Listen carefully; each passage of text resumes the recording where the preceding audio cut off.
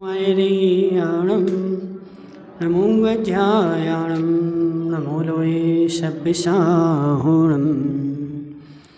पंच परमेश्वरी भगवान की अनंत अनंत सिद्ध परमेश्वरी भगवान की 1000 देवादेवादिनाथ भगवान की 1000 देवादेव श्री राम भगवान की आचार्य भगवान रवि सेन स्वामी की आचार्य भगवान विद्यासागर जी महाराज के आचार्य भगवान विशुद्ध सागर जी महाराज के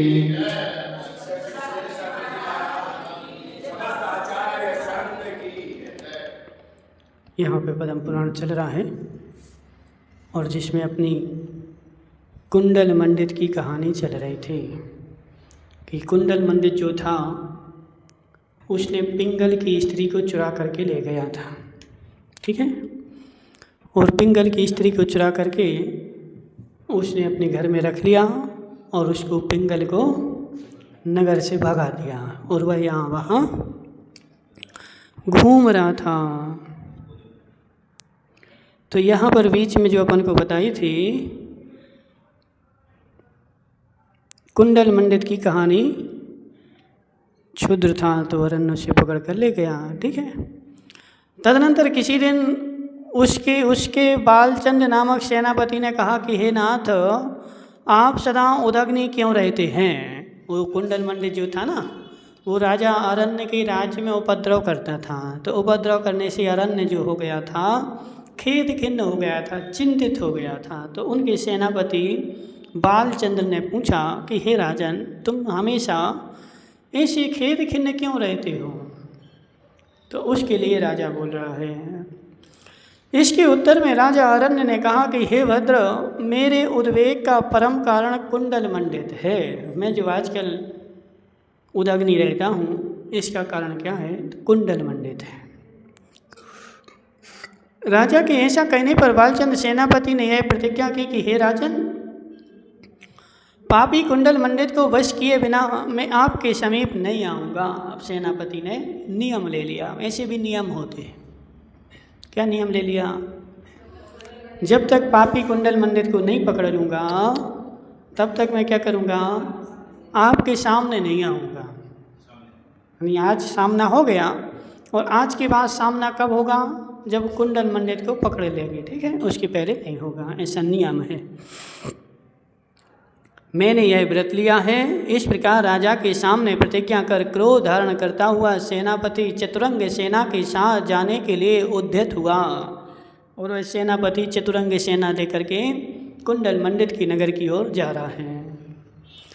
उधर चित्तोत्सवान में जिसका चित्त लग रहा था, ऐसा कुंडल मंडित अन्य सब चेष्टाएं छोड़कर प्रमाद से परिपूर्ण था और उसके मंत्री आदि मूल पक्ष के सभी लोग उसे खिन्न हो चुके थे और लोक में कहाँ क्या हो रहा है इसका उसे कुछ भी पता नहीं था। और वो कुंडल मंडित जो था वह चित्तोत्सवा की प्रीति में लग रहा था। दिन भर रात भर उसी के साथ रहता था। तो उसके जो मंत्री वगैरह थे वो भी उससे खेद खिन्न हो गए थे कि ये तो अच्छी बात नहीं है, और सब नाराज़ होकर के नाराज़ रहने लगे थे।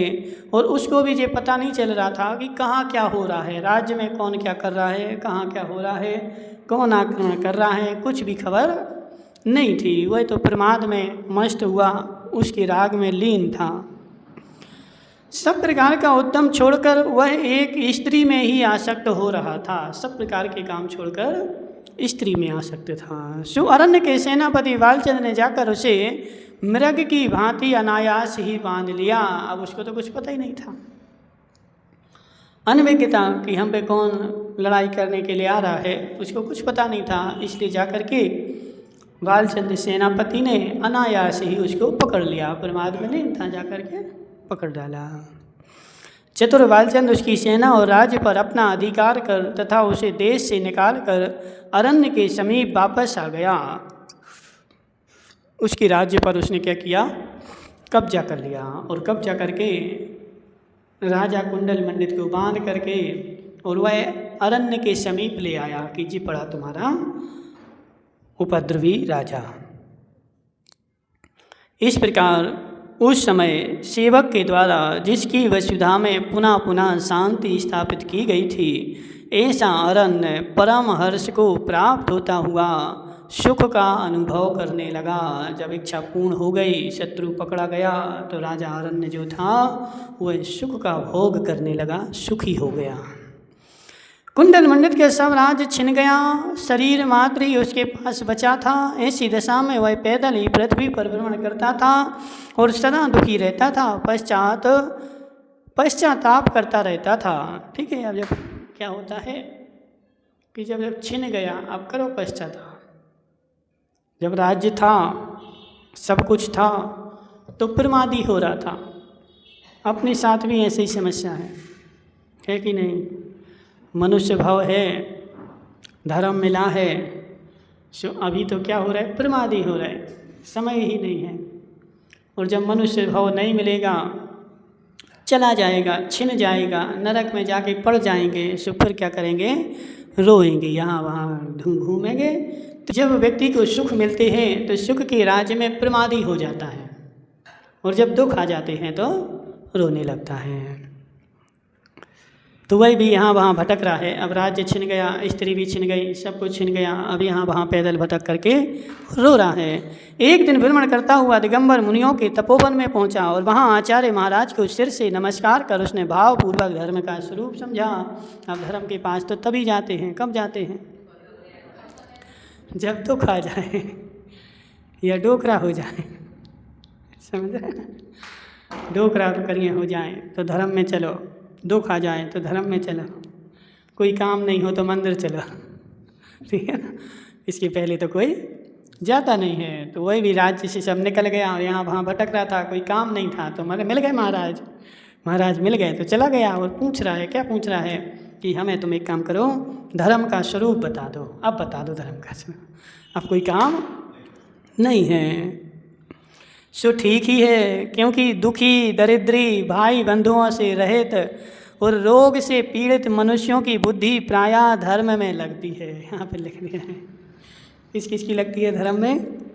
दुखी हो, दरिद्री हो, भाई बंधुओं ने घर से भगा दिया हो, रोग से पीड़ित हो गया हो, ऐसे मनुष्यों की बुद्धि प्रायः करके धर्म में लगती है। जित सुखी हो, शरीर में कोई रोग नहीं हो, वो काहे को धर्म करें?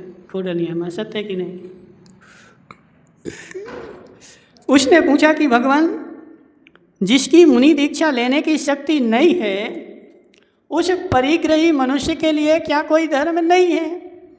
तो उसने पूछा कि यदि मुनि नहीं बन सकते तो कि ऐसे व्यक्ति के लिए संसार में कोई धर्म नहीं है, और है तो बताओ हमें, ठीक है?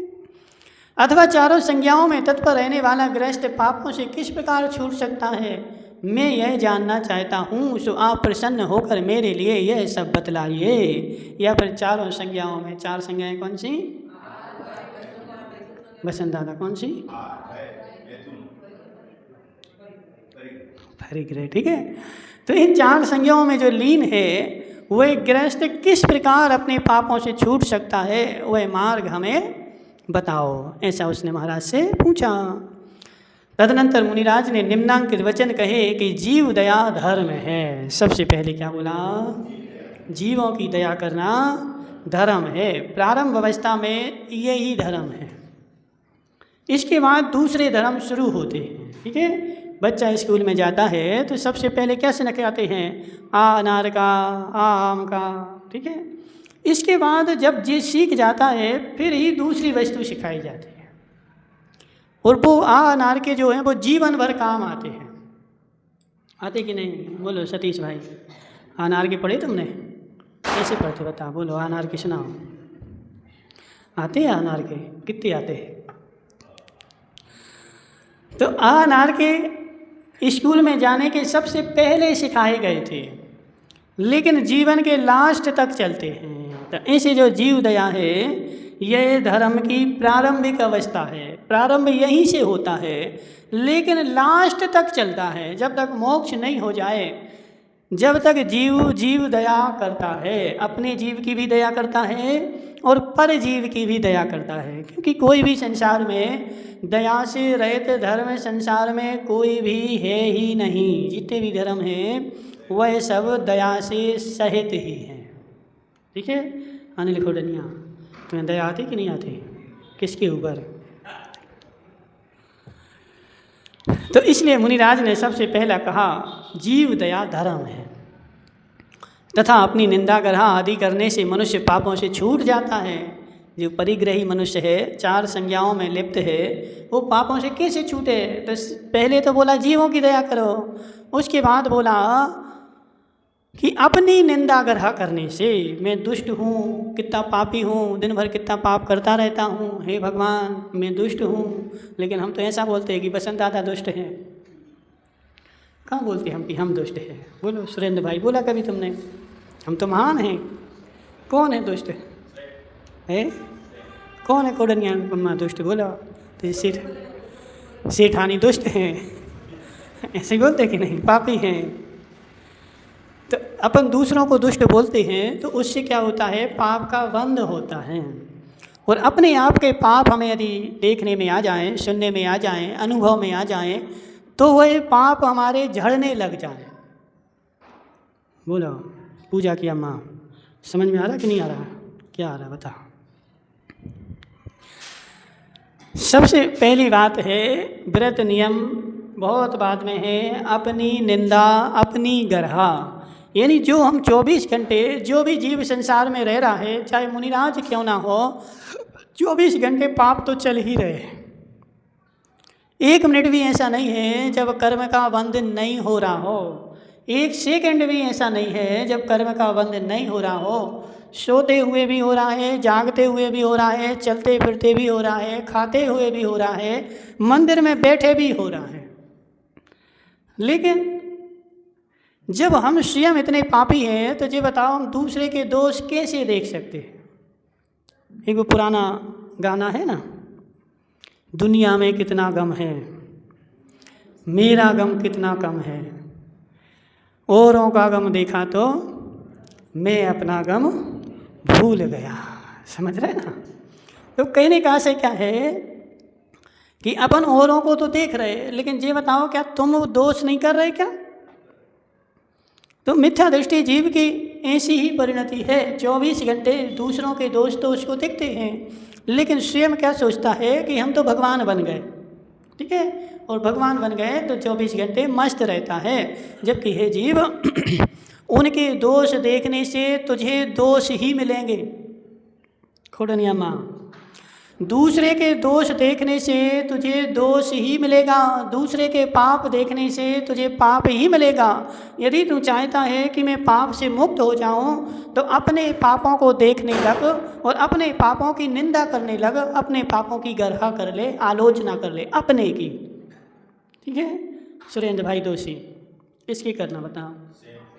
विमल की नहीं करना। विमल कहाँ चला गया? आज वो वहाँ गया होगा। कहाँ? बुढ़वा गया ना? बुढ़वा वो पूजा पाठ करते ना शाम को बुढ़वा में। बुढ़वा में आज दिवाली है तो वहाँ वो तराजू को गया है। पूछो अम्मा बोल रही नहीं गया है। बुढ़वा गया है, तराजू को पूजा करनी पड़ती है, दुकान में अगरबत्ती वगैरह लगानी पड़ती हैं, तो इसलिए जाना पड़ता है। क्या करें? ठीक है, तो कहने का आशय इतना सा है कि महाराज ने दूसरी बात बताई पापों से बचने के लिए कि अपने पापों की निंदा गर्हा करते रहो तो स्वयं मनुष्य जो है पापों से छूट जाता है, और दूसरे के पापों की निंदा करेगा तो पाप से बंधेगा, और स्वयं के पापों की निंदा करेगा तो पाप से छूटेगा। मैं जब इतना पापी हूँ तो दूसरे को कहाँ देखूँ? बोलो भूपेश की बेटे की अम्मा, जिसकी दुकान पर भीड़ लगी है, वो आदमी दूसरे की दुकान पर झांक के क्यों देखे? देखेगा क्या है? हाँ, जब हमारी दुकान पर भीड़ लगी तो हम दूसरे की दुकान पर झांक कर क्यों देखें? हम अपने ग्राहक निपटाएं, उसमें सार है। तो जब हमारे इतने पाप हैं कि उन्हीं को हम नहीं धो पा रहे, तो दूसरे के धोने के लिए क्यों जाएं? पहले अपने तो धो लो। अपने धोते धोते तो भाव निकल जाएंगे, कई भाव लग जाएं, लेकिन पाप धुलने वाले नहीं हैं। तो पहले अपने धो, दूसरे के छोड़ दो। तो इस प्रकार महाराज बोल रहे कि अपनी निंदा करहा करने से मनुष्य पापों से छूट जाते हैं। यदि तू शुद्ध अर्थात निर्दोष धर्म धारण करना चाहता है तो हिंसा का भयंकर कारण तथा शुक्र और श्रोण से उत्पन्न मांस का कभी भक्षण नहीं करना। यदि तू संसार में पाप से बचना चाहता है तो एक काम कर, कभी भी जीवन में मांस का भक्षण नहीं करना। करते तो नहीं हो सतीश भाई, झोला वाले मांस खाते हो? खाना तो बोलो। त्याग है? कब से, कितने साल से त्याग है? नहीं है। तो इसमें जो पापी मनुष्य मृत्यु से डरने वाले प्राणियों के मांस से अपना पेट भरता है वह अवश्य ही नरक जाता है। जो प्राणी दूसरे के मांस से अपना पेट भरता है वह अवश्य ही नरक जाता है, ऐसा बता रहे हैं। ठीक है। अब जी अचार मुरब्बा सब इसी में आ जाते हैं। ठीक है। अचार खाओ, मुरब्बा खाओ, आइसक्रीम खाओ, ठीक है ना, बाज़ार की वो मिठाइयाँ खाओ, ये सब मांस की कैटेगरी। बाज़ार की जो मिठाइयाँ हैं ना, घोर घोर मांस हो जाता है उसमें, घोर असंख्यात जीव पड़ जाते हैं अनिल भाई खोडनिया, इसलिए जी सब मांस की कैटेगरी में ही आ जाते हैं, इसलिए इन सबको छोड़ना पड़ेगा। सिर मुड़ाना, स्नान करना, नाना प्रकार के वेश धारण करना आदि कार्यों से मांस भक्षी मनुष्य की रक्षा नहीं हो सकती। अब तुम क्या कर रहे हैं? मांस तो खा रहे, पाप कर रहे, और पाप करके तुम क्या करो? तो सिर मुड़ा लो, स्नान कर लो और नाना प्रकार के नीले पीले काले वस्त्र पहन लो। अब क्या होता है, देखो काका जी ने सफ़ेद पहन लिए, तो वस्त्र वाले पहन लो, लेकिन उससे नहीं होगा। पहले तो तुम्हें हिंसा का त्याग करना पड़ेगा। बुंदेलखंड बोलते हैं, मूड़ मुड़ा है 3 नफा, सिर की मिट गई खाज, खाने को लड्डू कहें और मिलें और लोग कहें महाराज। ठीक है। तो ऐसी बुंदेलखंड में कहावत है कि मूड़ मुड़ा लो, तो मूड़ मुड़ाने से 3 नफा। सबसे पहला क्या, तो सिर में जो खाज हो रही थी वो मिट गई, खाने को लड्डू मिलेंगे और लोग कहेंगे क्या महाराज आ गए, महाराज आ गए, तो 3 नफा। तो ऐसे नहीं है, मूड़ मुड़ाने से मात्र पापों का क्षय नहीं होता है। सफ़ेद पीले नीले पहन लेने से पापों का क्षय नहीं होता है। अब तुम मांस तो खा रहे हैं, हमेशा कोई आदमी है ये बेचारा क्या कर रहा है, अचार तो खा रहा है और पानी जो है छान के पी रहा है, समझना, पानी छान के पीता है लेकिन अचार खाता है। तो फिर वो वही बात हो गई कि पानी तो छान के पी रहा है लेकिन शराब की बोतल नहीं छोड़ता है। शराब को भी क्या करेंगे, तुम्हारा छान के पी लेंगे, अच्छा है कि नहीं, बोलो खोडनी अम्मा।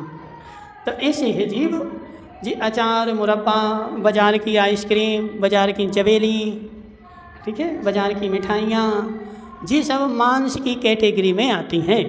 इनको छोड़ने के बाद फिर पानी छानना, हरी का त्याग करना, हाँ जी सब फिर कार्यकारी हैं। पहले तो इनका त्याग करना पड़े, जिनमें असंख्यात तरह से जीवों का वध होता है, ऐसी चीज़ों का पहले त्याग करना पड़े, उसके बाद फिर एक इंद्रिय जीवों की हिंसा का त्याग करना पड़े। ठीक है ना। तो इसलिए यहाँ पे बता दिया कि वह जीव मांस तो खा रहा है और मांस खाते खाते क्या कर रहा है, सिर मुड़ा रहा है, स्नान कर रहा है, नाना प्रकार के वेश धर रहा है, तो इनसे कुछ होने वाला नहीं है। तीर्थ क्षेत्रों में स्नान करना, दान देना, उपवास करना आदि कार्य मांस भोजी मनुष्य को नरक से बचाने में समर्थ नहीं है। देखो यहाँ लिखा, हम नहीं बोल रहे, क्या बोल रहे हैं, तीर्थ क्षेत्रों की यात्रा करो, तीर्थ क्षेत्रों में स्नान करो, दान दे दो, उपवास कर लो, अब तो हम नरक नहीं जाएंगे।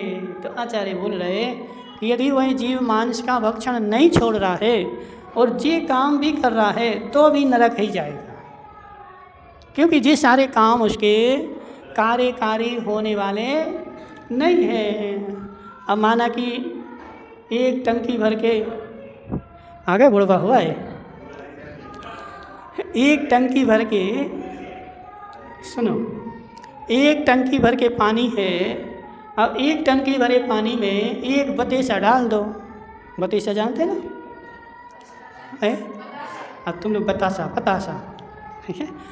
टंकी भरा पानी 200 लीटर की टंकी है, उसमें एक बतासा डाल दो, क्या होगा? है? कोई असर नहीं पड़ेगा। तो इस आचार्य बोल रहे हैं कि तू पाप तो कर रहा है ढेर भरे, और ढेर भरे पाप करके और एक उपास कर लिया, तीर्थ क्षेत्र की यात्रा कर ली, तो उससे क्या होगा? कोई नहीं, कुछ नहीं होने वाला है, ठीक है। पहले वो ढेर सारे पाप तो खत्म कर, उसके बाद ये सब काम करना। समस्त जातियों के जीव इस प्राणी के पूर्व भवों में बंधु रह चुके हैं। अब बताओ, संसार में ऐसा कौन सा जीव है जो तुम्हारा पूर्व भव में बंधु नहीं बना हो? काका जी बताओ। तुम्हारे मकान में जो कीड़े उत्पन्न हो रहे, वो भी तुम्हारे पूर्व भव में बंधु रह चुके हैं। हाँ, तुम्हारा जी मकान पड़ा ना, उस मकान में असंख्यात जीव हो गए, ठीक है। ये सारे जीव भी तुम्हारे पूर्व भव में कोई ना कोई सगे संबंधी रहे हैं। क्यों रहे हैं? क्योंकि मैं संसार में अनंत काल से हूँ। कितने दिन से? अनंत काल से हूँ, और अनंतों पर्याय रख ली हैं। तो ये सब जीव हमारे बंधु वर्ग बन चुके हैं अलग अलग भाव में, कभी कोई बन गया, कभी कोई बन गया। अतः मांस भक्षण करने वाला मनुष्य अपने इन्हीं भाई बंधुओं को खाता है, यह समझना चाहिए। अब तुम जो मांस खा रहे, तो मांस खाने वाला क्या कर रहा है? अपने इन भाई बंधुओं को खा रहा है, ठीक है। खोडनिया माँ आइसक्रीम तो नहीं खाते। एक आइसक्रीम में असंख्यात जीव होते हैं। तुम खाते हो विमल भाई? है? काका खाते?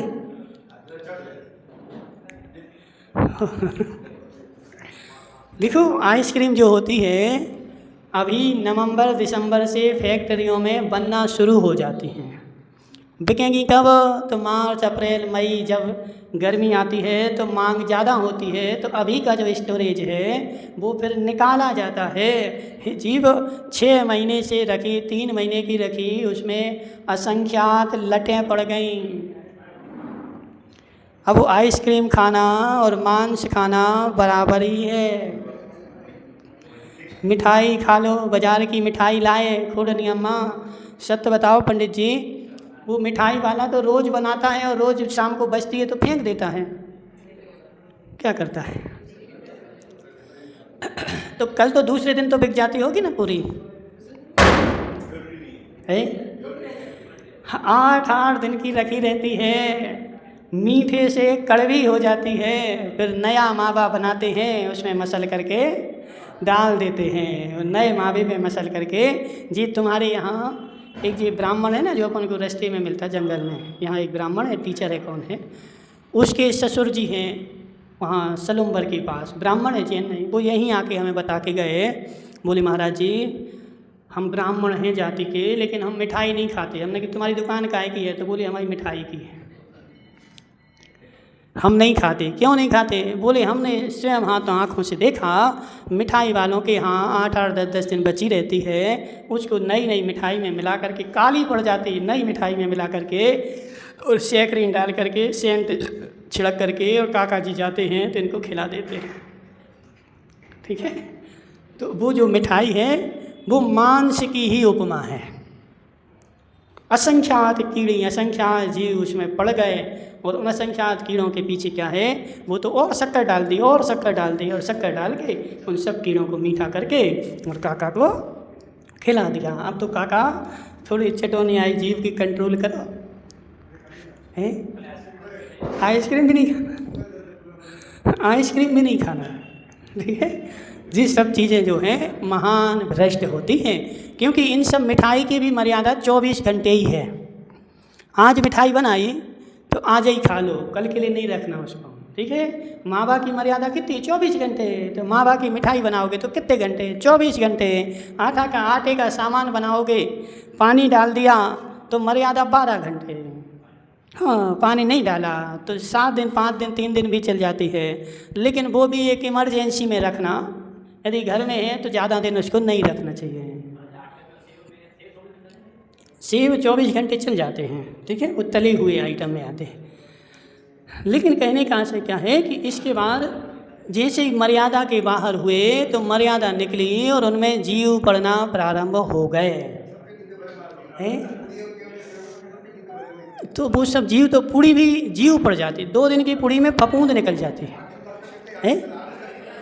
दूसरे दिन आज की पूड़ी कल रखोगे फफूंद निकलने लगेगी, उसमें सफ़ेद नीली पीली काली अन्य अन्य प्रकार के जीव उसमें पैदा हो जाएंगे। और जैसे ही मर्यादा निकली, मर्यादा के बाद तरह से जीवों की उत्पत्ति प्रारंभ हो जाती है। इसलिए खोड़निया माँ आज की पूड़ी आज ही खाना, 8 दिन तक नहीं रखना, सुखा सुखा के खाएंगे धूप में रख के, है अब नहीं सुखाना, ठीक है। वो सब दोष हो गया, ठीक है, उस समय कोई मतलब नहीं है। इसलिए इनमें क्या होता है, मांस भक्षण का दोष लगता है। और मांस भक्षण का दोष लगता है तो आचार्य बोल रहे कि मांस भक्षी जीव कितना धर्म करे, वो सारा धर्म कार्यकारी नहीं होता है। मांस खा रहा है, उसका कौन सा धर्म कार्यकारी हो, कोई नहीं होने वाला है, ठीक है। तो मांस जो खा रहा है किसको खा रहा है, तो अपने ही भाई बंधुओं का मांस खा रहा है। वो सब हमारे पूर्व में कहीं ना कहीं भाई बंधु रह चुके हैं। जो मनुष्य पक्षी मत्स्य और मृगों का मारता है तथा इनके विरुद्ध आचरण करता है, वह मधु मांस भक्षी मनुष्य इन पक्षी आदि से भी अधिक क्रूर गति को प्राप्त होता है। हाँ, जो क्या कर रहा है, मत्स्य मतलब मछली, पक्षियों को, मृगों को मृग कौन होते हैं,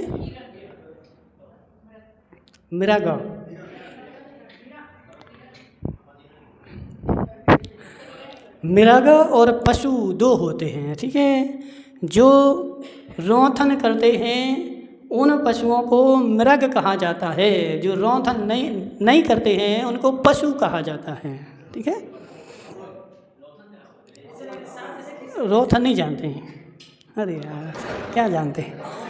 रोंथन, गाय बैठी बैठी रोंथन करती है, उसके मुंह से सफ़ेद सफ़ेद झाग निकलता है, ठीक है। हाँ, तो भागवत जो बोला, तो उस रोंथन जो करते हैं वो जीव मृग कहलाते हैं, और जो नहीं करते हैं उनको पशु कहलाते हैं, जैसे शेर वगैरह है, ठीक है ना। इनको 2 भागों में डिवाइड किया गया है, जंगली जानवरों को। तो जो मृग आदि, तो उस मृग में सभी आ गए, गाय भैंस बैल, ठीक है ना, हिरण वगैरह सब उस मृग की जाति में आ जाते हैं। तो जो मृगों का वो मारता है, तो क्या बोल रहे हैं आचार्य कि वह उनसे भी ज़्यादा क्रूर गति को प्राप्त होता है। जो उनको मार मार करके खा रहा है, नहीं मार रहा है, खा तो रहा है ना, तो अगले भाव में उसको और क्रूर गति मिलेगी। मांस न वृक्ष से उत्पन्न होता है, न पृथ्वी तल से भेदन कर निकलता है, न कमल की तरह पानी से उत्पन्न होता है, और न औषधि के समान किसी उत्तम द्रव्यों से उत्पन्न होता है। किंतु जिन्हें अपना जीवन प्यारा है, ऐसे पक्षी मत्स्य और मृग आदि दीनहीन प्राणियों को मारकर मनुष्य मांस उत्पन्न करता है, ठीक है। तो मांस जो होता है वो जीवों से ही उत्पन्न होता है, कभी भी न नदी में प्राप्त होता है, न पेड़ों से होता है, न जमीन से होता है। तो मांस खाने वाले को नियम से जीवों के मारने का दोष लगता है। तो सबको क्या करना चाहिए, मांस नहीं खाना चाहिए, और जिन जिन जीवों में जिन जिन में मांस उत्पन्न होता है ऐसे सबका त्याग कर देना चाहिए। ओम नमः सिद्धेभ्याम।